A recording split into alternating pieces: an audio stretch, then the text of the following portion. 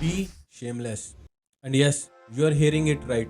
Be shameless for your goals, for that startup, for that thing you always wanna do, but you are unable to do just because of the people around you, just because of your friends, family.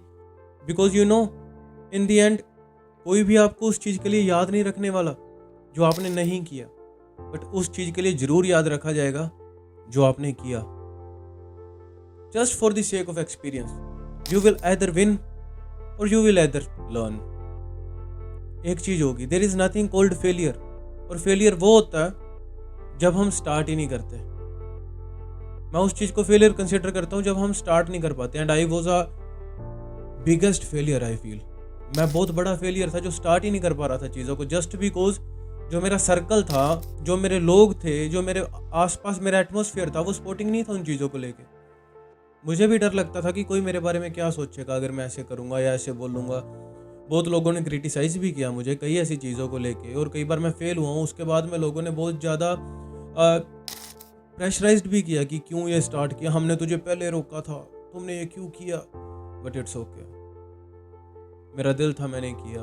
मैं fail हुआ. I am still fine. I am still trying something new. It's completely fine.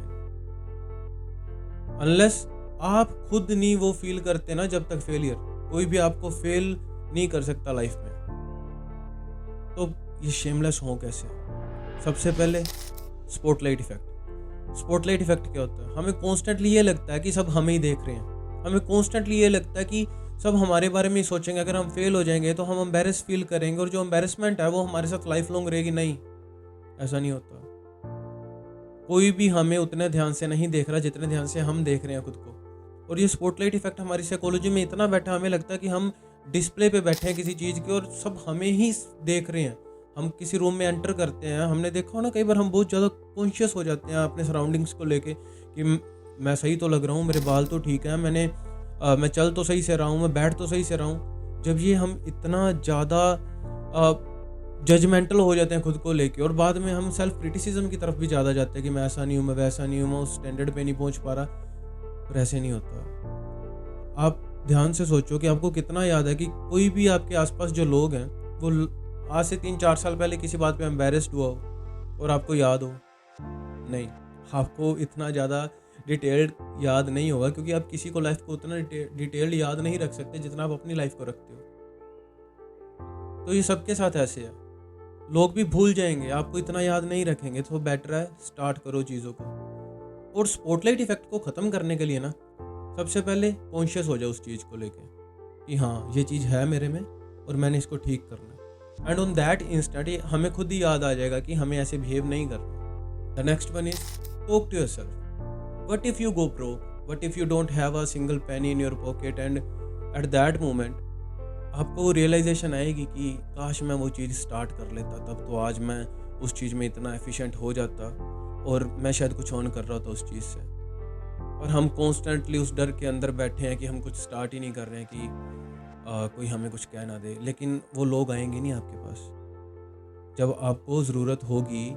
जो लोग आपको जज कर रहे हैं वो लोग आएंगे नहीं आपके पास आपको संभालने.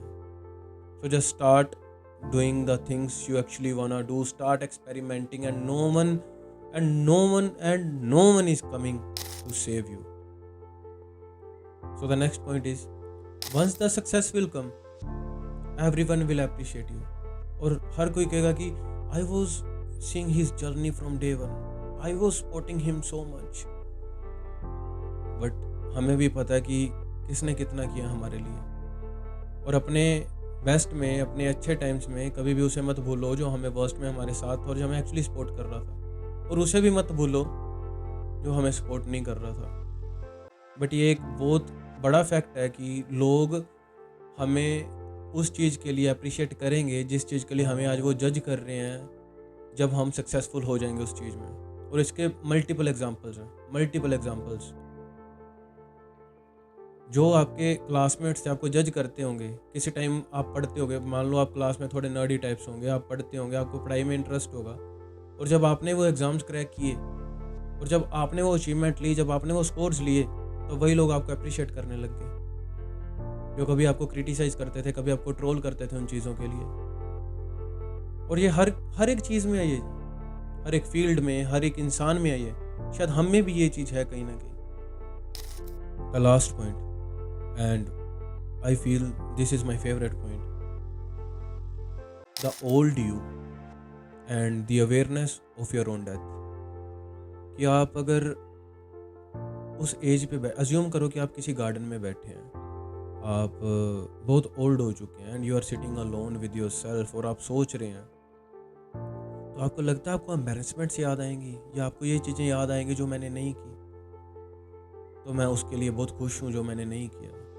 नहीं, आप उन चीज़ों के लिए खुश होंगे जो आपने किया। आप उसके अंदर फेल हुए या रिजल्ट कुछ भी हो, आपको वो याद ही नहीं रहेगा। आपको वो चीज़ हैप्पी फील करवाएगी, वो चीज़ फुलफिल्ड फील करवाएगी जो आपने स्टार्ट किया, जिससे आप सीखे, जो आपने एक्सपीरियंस लिया लाइफ में।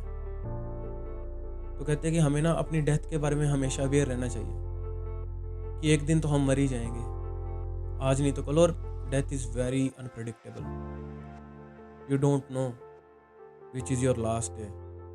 और आजकल तो वैसे भी रेट बहुत बढ़ गया, बिकॉज रफ्तार बहुत तेज़ हो गई है हर चीज़ की, हमारे व्हीकल्स की, हमारी लाइफ की, डिसीज़ की।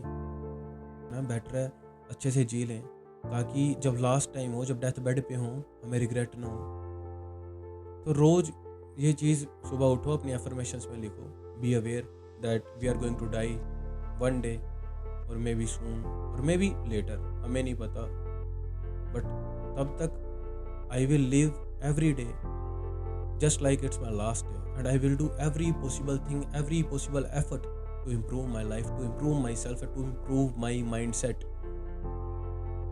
ताकि कोई भी regret ना हो।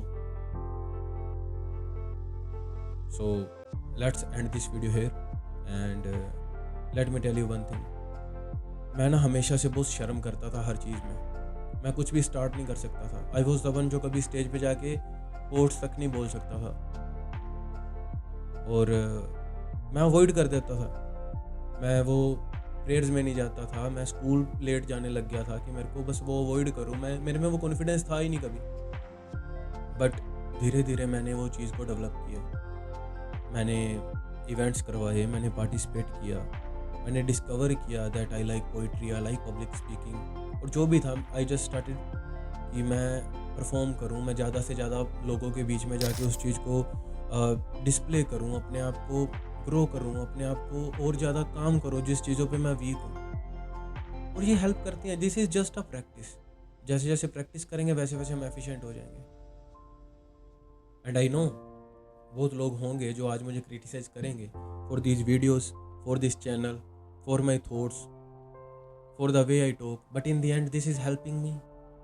मैं अपनी लैंग्वेज स्किल्स इंप्रूव कर रहा हूँ, मैं अपनी सॉफ्ट स्किल्स इंप्रूव कर रहा हूँ, मैं अपनी रिसर्च इंप्रूव कर रहा हूँ, मैं अपनी साइकोलॉजी इंप्रूव कर रहा हूँ, मैं जो सिखा रहा हूँ वो मैं खुद भी सीख रहा हूँ, मैं अपनी एडिटिंग इंप्रूव कर रहा हूँ, and I am improving a lot more just because of this channel. और मुझे फ़र्क नहीं पड़ता in the end if someone is judging me and all. My only duty is to shoot, record, research and post. And if you want to go long with me in this journey, then subscribe to this channel, and I will meet you in next video.